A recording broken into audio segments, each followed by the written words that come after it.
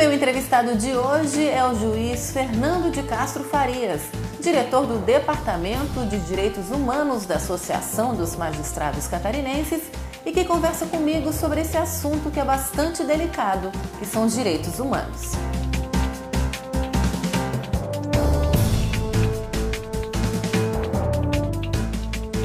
Independente da raça, opção sexual e até religião, todos nós temos direitos e que são assegurados pela Constituição. Mas será que na prática isso realmente vale? E quais são os desafios para quem trabalha com esses direitos? Sobre essas e outras questões eu converso agora com o juiz Fernando de Castro Farias. Doutor Fernando, no geral, a grande maioria das pessoas tem noção do que sejam os direitos humanos? Me parece que no senso comum, para a maioria, essa ideia ainda não está bem assimilada, né, do que sejam os direitos humanos. É importante relembrar um pouco da história das conquistas dos direitos humanos, para a gente poder falar um pouco, abrir um pouco essa questão, essa temática, né? Então, assim, em resumo, após os horrores da Segunda Guerra Mundial, os países, os estados se reuniram, inicialmente em São Francisco, nos Estados Unidos, né? E depois, isso em 1945, logo após o fim da guerra. Em 1948 vem a Declaração Universal dos Direitos do Homem, ou Declaração Universal dos Direitos Humanos, e traz para o direito escrito, o direito positivado, as grandes questões que a humanidade gostaria que estivessem regulamentadas em leis. Então esse é um grande documento, um ponto de partida dos direitos humanos. Há no senso comum uma ideia de que mas os direitos humanos não cuidam das vítimas. Não, ele nasceu por causa das vítimas. Então, os direitos humanos trabalham as vítimas da violência doméstica, as vítimas de racismo, as vítimas da homofobia. Trabalha, sim, também com a questão das vítimas. Então, para o senso comum, talvez não haja uma noção tão firme do que seja a disciplina de direitos humanos. Atualmente, quais são as questões que estão em pauta quando se fala sobre os direitos humanos? Olha, no Brasil, na minha visão, o sistema prisional é um grande ponto. Assim. Eu comentava que o Fernando Gabeira escreveu um artigo recentemente e falando que o sistema prisional brasileiro é uma bomba relógio prestes a explodir. Na minha visão, essa questão prisional merece muito cuidado dos governos, e não interessa de que partido, e também, infelizmente, apesar de alguns avanços, a gente ainda tem que enfrentar a questão de gênero, o machismo enraizado numa cultura, se é que se pode chamar, né? Mas é uma cultura, uma tradição de sermos machistas, de uma forma geral. A questão da homofobia também, a gente precisa compreender que cada pessoa é livre, inclusive na sua orientação sexual, e que não precisa de nenhuma pessoa para dizer como ela deve ser, né? A questão do racismo também, isso ainda é importante a gente falar muito sobre isso. São algumas das questões importantes a serem discutidas. Tem a questão indígena no Brasil também, que é muito forte a violação aos direitos dos indígenas, mas é um assunto pouco tratado. O assessor de Direitos Humanos da Anistia Internacional no Brasil, Maurício Santoro, fez uma afirmação dizendo que os direitos humanos no Brasil são uma questão marcada por contradições. Todo passo à frente dado pelo país é seguido por um passo atrás. O senhor concorda com essa afirmação? Concordo. Inclusive, essa semana, há poucos dias, eu tive um curso em Brasília e a Flávia Piovesan foi uma das palestrantes. Ela que é militante na área dos direitos humanos, ela falou isso também. Olha, um passo à frente, um passo atrás, um passo à frente, um passo atrás. Porque a gente consegue uma conquista, muitas vezes uma conquista que vem da lei, né? E a gente não consegue a implementação. Então, acontece, como eu falei ainda há pouco, na questão de gênero, e agora mais especificamente na questão da violência doméstica, O Brasil não tinha uma lei que protegia especificamente as mulheres para dar aquela igualdade de que eu falei, e o Brasil foi condenado na Comissão Interamericana, na Comissão de Direitos Humanos, e foi obrigado a editar uma lei que trouxesse essa proteção às mulheres. Quais são os grandes desafios do Judiciário no que se refere à aplicação dos direitos humanos atualmente? Me parece que nessa linha do que eu falei, de garantir esses direitos, de zelar pelo cumprimento dos direitos humanos, dos direitos fundamentais previstos na Constituição e também nos tratados internacionais que versam sobre essas questões. E um ponto interessante da atuação do Judiciário é que, na minha visão, nós poderíamos ser atuar um pouco mais na questão da prevenção, para que esses delitos não ocorram. Mas como a gente faz isso, né? O Judiciário sozinho não tem condição de fazer isso. Então, buscar parcerias com o pessoal da educação, da pedagogia, da área da saúde.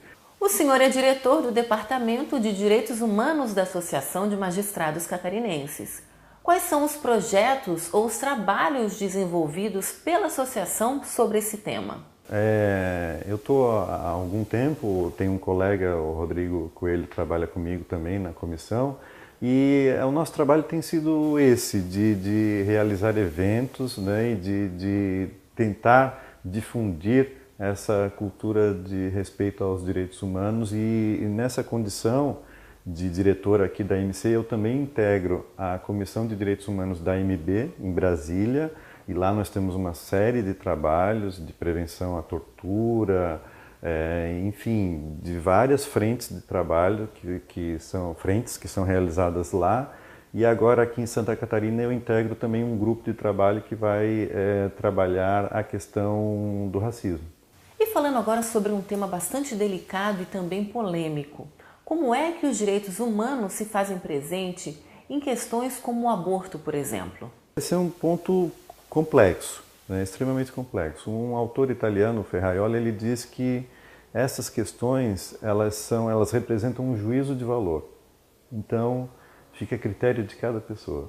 Tá? Não há assim claro, muitos dos defensores dos direitos humanos se posicionam a favor da possibilidade de aborto, e o próprio Ferraioli menciona que deveria haver um prazo, né, logo no início da gestação, independente se a ciência considera que ali é vida ou não. Isso é muito complexo dentro da ciência também, a partir de que momento começa a vida.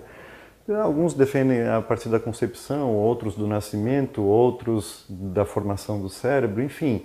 É uma questão muito complexa, mas ele diz que há necessidade de um tempo para que a mulher decida se ela quer ter o filho ou não.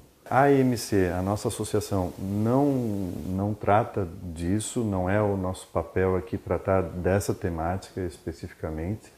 E, como eu disse no início, é um juízo de valor. Então, cada um, com as suas convicções, as suas crenças, enfim, faça o seu juízo a respeito. E falando agora sobre a população carcerária, há uma interferência dos direitos humanos no que se refere à segurança e ao bem-estar dessas pessoas? Nós temos que ter em mente o seguinte, a sanção a quem comete um crime, e isso eu não estou falando de quem ainda nem foi julgado, porque nós temos um grande número de pessoas que sequer têm uma sentença.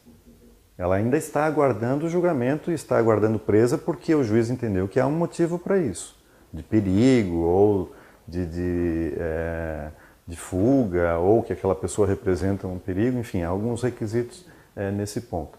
Mas, mesmo as pessoas já condenadas, nós temos que ter em mente que a sanção que o Estado pode dar a ela é a sua privação da liberdade.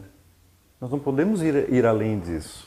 E hoje a gente tem que ter uma preocupação muito grande, porque o sistema prisional pode sim ser um sistema de retroalimentação de violências que ocorrem lá dentro, de dependências que as pessoas que entram lá têm em relação a determinados outros que já estão lá. Então é uma questão muito importante, Nós temos que discutir isso. O sistema prisional no Brasil, o próprio Supremo Tribunal Federal já fez uma série de críticas num julgamento, declarou um estado inconstitucional das coisas, né, em relação ao sistema prisional, determinou uma série de recomendações ao Executivo para que, em termos de orçamento e de melhorias. Então, assim, é um sistema que preocupa e que nós temos que pensar isso. Não adianta só achar que é solução tirar as pessoas do convívio e jogar lá. Tá? Tem que ter um mínimo para que essas pessoas voltem com uma nova perspectiva, né, em relação a onde ela vai se inserir novamente, que é no seio da sociedade. E sobre essa percepção que grande parte da opinião pública tem de que os direitos humanos só servem para proteger os bandidos, o que o senhor acha que deve ser feito para se mudar essa visão? Educação. Não tem outra forma de se mudar essa ideia de que defensores de direitos humanos só se preocupam com bandidos. Não é verdade. Não é verdade. Quando a Maria da Penha sofreu tentativas de homicídio por parte do marido e o Estado brasileiro não deu uma resposta adequada ao caso dela, foi o pessoal dos direitos humanos que foi até a Comissão de Direitos Humanos para pedir providências, porque o Brasil não tinha dado uma resposta adequada àquele caso. Então foi para atender uma vítima de um crime que os direitos humanos foram, o pessoal que trabalha com isso foi até a Comissão de Direitos Humanos e pediu uma punição do Estado brasileiro, que foi punido e teve que editar uma lei que por isso ganhou o nome de Maria da Penha. Então, a ideia é sempre de proteção das vítimas também. E aí pode ser as vítimas de crimes de racismo, de violência doméstica, de homofobia. Então é uma falsa ideia que se disseminou pelo senso comum de que os direitos humanos só se preocupam com os que estão presos. Não é verdade. Há uma preocupação com eles também, mas com todo mundo que é vítima de crime das várias formas, né? Tá? Então, eu acho que é com educação, mostrar que é feito esse trabalho para que a gente possa mudar um pouco essa cultura. Muito obrigada, Dr. Fernando, por essa entrevista. Obrigado, eu que agradeço. E o Justiça Legal de hoje fica por aqui. A gente se encontra na semana que vem. Até lá!